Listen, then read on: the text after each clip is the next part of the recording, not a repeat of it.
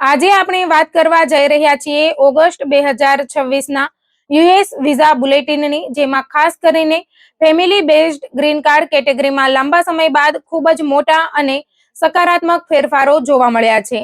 ઘણા અરજદારો માટે રાહતના સમાચાર આવ્યા છે, જ્યારે બીજી તરફ કેટલીક કેટેગરીમાં ગંભીર ચેતવણીઓ પણ આપવામાં આવી છે. સાથે જ યુએસસીઆઈએસ દ્વારા ભૂલથી ગ્રીન કાર્ડ ઇસ્યુ થયા બાદ NOIR એટલે કે નોટિસ ઓફ ઇન્ટેન્ટ ટુ રિસિન્ડ મોકલવાના કેસો પણ સામે આવી રહ્યા છે. આ તમામ મુદ્દાઓને આપણે વિગતવાર સમજવાના છીએ, પરંતુ આગળ વધતા પહેલા એક મહત્વપૂર્ણ ડિસ્ક્લેમર છે. હું કોઈ ઇમિગ્રેશન વકીલ નથી અને આ વિડીયોમાં આપવામાં આવેલી તમામ માહિતી માત્ર શિક્ષણ અને સામાન્ય જાણકારીના હેતુ માટે છે. કોઈ પણ કાયદાકીય અથવા ઇમિગ્રેશન સંબંધિત નિર્ણય લેતા પહેલા હંમેશા અનુભવી અને લાયસન્સ ધરાવતા ઇમિગ્રેશન વકીલની સલાહ લેવી જરૂરી છે. જો તમને અમારી માહિતી ઉપયોગી લાગતી હોય તો વિડીયોને લાઈક કરજો, ચેનલને સબસ્ક્રાઇબ કરજો, તમારા પ્રશ્નો કમેન્ટમાં લખો. ચાલો હવે સીધા જ સૌથી મહત્વના સમાચાર તરફ આગળ વધીએ. ઓગસ્ટ 2026 ના વિઝા બુલેટિનમાં સૌથી મોટી ખુશખબર ફેમિલી બેઝડ કેટેગરી માટે આવી છે. છેલ્લા ઘણા મહિનાઓથી હજારો પરિવારો પોતાના પ્રાયોરિટી ડેટ આગળ વધવાની રાહ જોઈ રહ્યા હતા, અને હવે ઘણા કેસોમાં એક સાથે મહિનાઓનો મોટો જમ્પ જોવા મળ્યો છે. સૌથી પહેલા F1 કેટેગરીની વાત કરીએ. આ કેટેગરી અમેરિકન સિટીઝન દ્વારા તેમના અવિવાહિત પુખ્ત વયના સંતાનો માટે હોય છે. ભારત, ચીન અને અન્ય મોટાભાગના દેશો માટે ફાઇનલ એક્શન ડેટ આશરે 10 અડધા મહિના જેટલી આગળ વધી છે. સામાન્ય રીતે દર મહિને થોડા દિવસો અથવા થોડા અઠવાડિયાનો જ ફેરફાર જોવા મળતો હોય છે, પરંતુ આ વખતે લગભગ 1 વર્ષ જેટલો સુધારો થયો છે, જે ખરેખર નોંધપાત્ર છે. મેક્સિકો માટે લગભગ 3 અઠવાડિયાનો સુધારો નોંધાયો છે, જ્યારે ફિલિપાઇન્સ માટે સ્થિતિ યથાવત રાખવામાં આવી છે. હવે વાત કરીએ F2A કેટેગરીની, જેને સમગ્ર વિઝા બુલેટિનનો સૌથી મોટો વિજેતા કહી શકાય. આ કેટેગરી ગ્રીન કાર્ડ ધારકોના જીવનસાથી અને 21 વર્ષથી ઓછી ઉંમરના અવિવાહિત સંતાનો માટે છે. આ વખતે તમામ દેશો માટે ફાઇનલ એક્શન ડેટ આશરે 18 અડધા મહિના આગળ વધી છે. લગભગ 1.5 વર્ષનો આ જમ્પ હજારો પરિવારો માટે જીવન બદલનારા સમાચાર સમાન છે. ઘણા લોકો જે લાંબા સમયથી પોતાના પરિવારને અમેરિકા બોલાવવાની રાહ જોઈ રહ્યા હતા, તેમના માટે હવે પ્રક્રિયા વધુ ઝડપથી આગળ વધી શકે છે. F2B કેટેગરીમાં પણ સારો સુધારો જોવા મળ્યો છે. ભારત અને ચીન માટે આશરે 6 અઠવાડિયાની પ્રગતિ થઈ છે. ફિલિપાઇન્સ માટે લગભગ 1 મહિનો તારીખ આગળ વધી છે, જ્યારે મેક્સિકોની સ્થિતિમાં કોઈ ફેરફાર કરવામાં આવ્યો નથી. ત્યારબાદ F4 કેટેગરી એટલે કે અમેરિકન સિટીઝન્સના ભાઈ બહેનો માટેની કેટેગરીમાં ચીન અને અન્ય દેશો માટે લગભગ 8 મહિનાનો મોટો સુધારો જોવા મળ્યો છે. જો કે ભારત, મેક્સિકો અને ફિલિપાઇન્સ માટે આ વખતે કોઈ નવી પ્રગતિ જાહેર કરવામાં આવી નથી. હવે સૌથી મહત્વનો પ્રશ્ન એ છે કે આખરે આટલો મોટો સુધારો આવ્યો કેમ? તેનો જવાબ અમેરિકાની હાલની ઇમિગ્રેશન નીતિમાં છુપાયેલો છે. હાલમાં અમેરિકી વહીવટી તંત્ર દ્વારા આશરે 75 દેશો પર વિવિધ પ્રકારના એન્ટ્રી પ્રતિબંધો લાગુ કરવામાં આવ્યા છે. ફેમિલી બેઝડ ગ્રીન કાર્ડ્સનો મોટો હિસ્સો અમેરિકાની બહાર આવેલા યુએસ કોન્સ્યુલેટ્સ દ્વારા ઇસ્યુ કરવામાં આવે છે, જ્યારે પ્રતિબંધિત દેશોના અરજદારોને વિઝા આપવામાં આવી શકતા નથી, ત્યારે તેમના માટે ફાળવાયેલા ઘણા વિઝા નંબર ઉપયોગમાં આવતા નથી. અમેરિકી કાયદા મુજબ આવા બચેલા વિઝા નંબર્સ બગાડવામાં આવતા નથી, પરંતુ અન્ય પાત્ર અરજદારોને ફરીથી ફાળવવામાં આવે છે. પરિણામે ભારત, ચીન અને અન્ય દેશોના અરજદારોને આ વધારાના વિઝા નંબર્સનો લાભ મળી રહ્યો છે. તેમાં અમેરિકાની બહાર કોન્સ્યુલેટમાં ઇન્ટરવ્યુ આપનારા લોકો પણ સામેલ છે, અને અમેરિકાની અંદર એડજસ્ટમેન્ટ ઓફ સ્ટેટસ કરનારા લોકો પણ સામેલ છે. યુએસસીઆઈએસ ઉપલબ્ધ દરેક વિઝા નંબર્સનો સંપૂર્ણ ઉપયોગ કરવાનો પ્રયાસ કરી રહ્યું છે, છતાં અંદાજ એવો વ્યક્ત કરવામાં આવી રહ્યો છે કે આ નાણાકીય વર્ષના અંત સુધીમાં હજુ પણ લગભગ 40,000 થી 50,000 ફેમિલી બેઝડ વિઝા નંબર્સ ઉપયોગમાં લેવામાં નહીં આવે. હવે અહીંથી શરૂ થાય છે બીજી મોટી સ્ટોરી.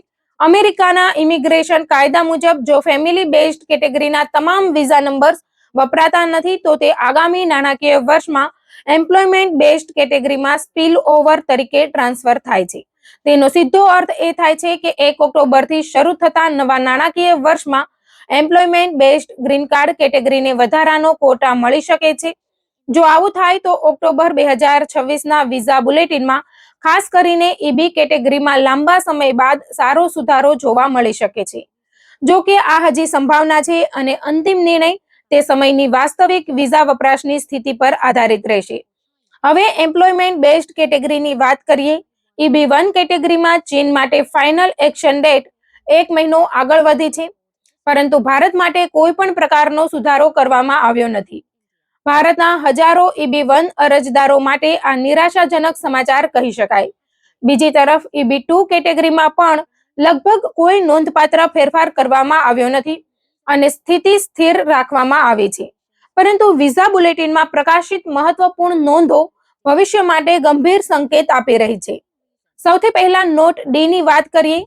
તેમાં સ્પષ્ટ રીતે દર્શાવવામાં આવ્યું છે કે હાલમાં તારીખો ઝડપથી આગળ વધવાનું મુખ્ય કારણ એન્ટ્રી બેનને કારણે ઉપલબ્ધ થયેલા વધારાના વિઝા નંબર્સ છે. પરંતુ જો ભવિષ્યમાં અમેરિકી સરકાર પોતાની નીતિમાં ફેરફાર કરે અથવા આ પ્રતિબંધો હટાવી દે તો હાલ બચી રહેલા વિઝા નંબર્સ ફરીથી તે દેશોના અરજદારો માટે ઉપયોગમાં લેવામાં આવશે. આવી સ્થિતિમાં હાલમાં જે ઝડપથી પ્રગતિ જોવા મળી રહી છે તે તરત જ ધીમી પડી શકે છે અથવા કેટલીક કેટેગરીમાં રેટ્રોગ્રેશન પણ આવી શકે છે. એટલે કે આજે જે તારીખો આગળ વધી રહી છે તે હંમેશા આ જ ગતિએ આગળ વધશે એવી ખાતરી આપી શકાય નહીં. હવે નોટ ઈ વિશે વાત કરીએ, જે ખાસ કરીને ભારતના EB1 અરજદારો માટે ખૂબ જ મહત્વપૂર્ણ છે. USCISએ સંકેત આપ્યો છે કે ભારતમાંથી EB1 કેટેગરીમાં અત્યંત ઊંચી માંગ છે અને ઉપલબ્ધ વિઝા નંબર્સ લગભગ સંપૂર્ણપણે વપરાઈ રહ્યા છે.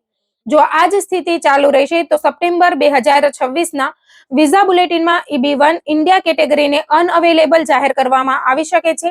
તેનો અર્થ એવો થાય કે નાણાકીય વર્ષ પૂર્ણ થાય ત્યાં સુધી કોઈ નવા ગ્રીન કાર્ડ ઇસ્યુ કરવામાં નહીં આવે અને અરજદારોને નવા નાણાકીય વર્ષ સુધી રાહ જોવી પડી શકે. થોડા સમય પહેલા EB2 ઇન્ડિયા માટે પણ આવું જ કરવામાં આવ્યું હતું અને હવે EB1 ઇન્ડિયા માટે પણ એવી જ સંભાવના વ્યક્ત કરવામાં આવી રહી છે. EB2 કેટેગરી વિશે પણ એક મહત્વપૂર્ણ ચેતવણી આપવામાં આવી છે. ભારતનો વાર્ષિક EB2 કોટા પહેલેથી જ પૂર્ણ થઈ ચૂક્યો છે. હવે અન્ય દેશોમાંથી પણ ખૂબ જ મોટી સંખ્યામાં અરજીઓ આવી રહી હોવાથી સામાન્ય EB2 કેટેગરીમાં પણ આગામી મહિનાઓમાં અનઅવેલેબલ અથવા રેટ્રોગ્રેશન જેવી સ્થિતિ સર્જાઈ શકે છે. એટલે કે જે લોકો EB2 હેઠળ અરજી કરી રહ્યા છે તેમણે આગળના વિઝા બુલેટિન્સ પર ખાસ નજર રાખવી જરૂરી છે. હવે વાત કરીએ એક એવા મુદ્દાની જેણે ઘણા અરજદારોમાં ચિંતા ફેલાવી છે. EB2 ઇન્ડિયા હાલમાં અનઅવેલેબલ હોવા છતાં USCISની આંતરિક પ્રક્રિયાત્મક ભૂલના કારણે કેટલાક લોકોને ગ્રીન કાર્ડ ઇસ્યુ થઈ ગયા હતા. શરૂઆતમાં આવા અરજદારોને લાગ્યું કે તેમનો કેસ સંપૂર્ણપણે મંજૂર થઈ ગયો છે, પરંતુ થોડા સમય બાદ તેમને USCIS તરફથી NOIR એટલે કે નોટિસ ઓફ ઇન્ટેન્ટ ટુ રિસિન્ડ મોકલવામાં આવી. આ નોટિસમાં જણાવવામાં આવ્યું કે ગ્રીન કાર્ડ ભૂલથી ઇસ્યુ થયું હોવાથી સરકાર હવે તે નિર્ણય પાછો ખેંચવા માંગે છે. પરિણામે ગ્રીન કાર્ડ સરેન્ડર કરવું પડશે અને અરજદારનું સ્ટેટસ ફરીથી પેન્ડિંગ એડજસ્ટમેન્ટ ઓફ સ્ટેટસ પર પાછું જશે. જો કોઈ વ્યક્તિને આવી નોટિસ મળે તો ગભરાવાની જરૂર નથી, પરંતુ તેને હળવાશથી લેવી પણ યોગ્ય નથી. તરત જ અનુભવી ઇમિગ્રેશન વકીલનો સંપર્ક કરો, તમામ દસ્તાવેજોની સમીક્ષા કરાવો અને કાયદાકીય સલાહ મુજબ જ આગળની કાર્યવાહી કરો.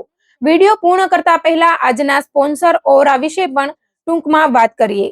આજના ડિજિટલ યુગમાં ઘણા ડેટા બ્રોકર્સ લોકોની વ્યક્તિગત માહિતી જેમ કે નામ, સરનામું, ઈમેલ, ફોન નંબર, પરિવારના સભ્યોની માહિતી અને અન્ય સંવેદનશીલ વિગતો એકત્ર કરીને વિવિધ કંપનીઓ અથવા સ્કેમર્સ સુધી પહોંચાડતા હોય છે. ઓરા આવા ડેટા બ્રોકર્સને શોધીને તમારી તરફથી આપમેળે ઓપ્ટ આઉટ રિક્વેસ્ટ મોકલે છે, જેથી તમારી માહિતી દૂર કરવામાં મદદ મળે. ઉપરાંત તે સ્પામ કોલ્સ અને સ્પામ મેસેજીસ ઘટાડવામાં મદદ કરે છે, તમારા સોશિયલ મીડિયા અને બેંક એકાઉન્ટ્સને સુરક્ષા આપે છે અને antivirus, VPN, password manager, parental controls તથા આઇડેન્ટિટી થિફ્ટ ઇન્સ્યોરન્સ જેવી વધારાની સુવિધાઓ પણ પ્રદાન કરે છે. ઓગસ્ટ 2026ના વિઝા બુલેટિનમાંથી સૌથી મોટો સંદેશ એ છે કે ફેમિલી બેઝડ કેટેગરીમાં હાલ નોંધપાત્ર રાહત જોવા મળી રહી છે. એમ્પ્લોયમેન્ટ બેઝડ કેટેગરી માટે ઓક્ટોબરમાં સ્પીલ ઓવરને કારણે આશા જાગી છે, પરંતુ સાથે જ EB1 ઇન્ડિયા અને EB2 અંગે ગંભીર ચેતવણીઓ પણ સામે આવી રહી છે. તેથી દરેક અરજદારે પોતાના કેસની સ્થિતિ નિયમિત રીતે તપાસવી, વિઝા બુલેટિન પર નજર રાખવી અને કોઈ પણ નિર્ણય લેતા પહેલા યોગ્ય કાયદાકીય સલાહ લેવી અત્યંત જરૂરી છે. આવી જ મહત્વપૂર્ણ અમેરિકાની ઇમિગ્રેશન અપડેટ્સ માટે NRI પલ્સ સાથે જોડાયેલા રહો.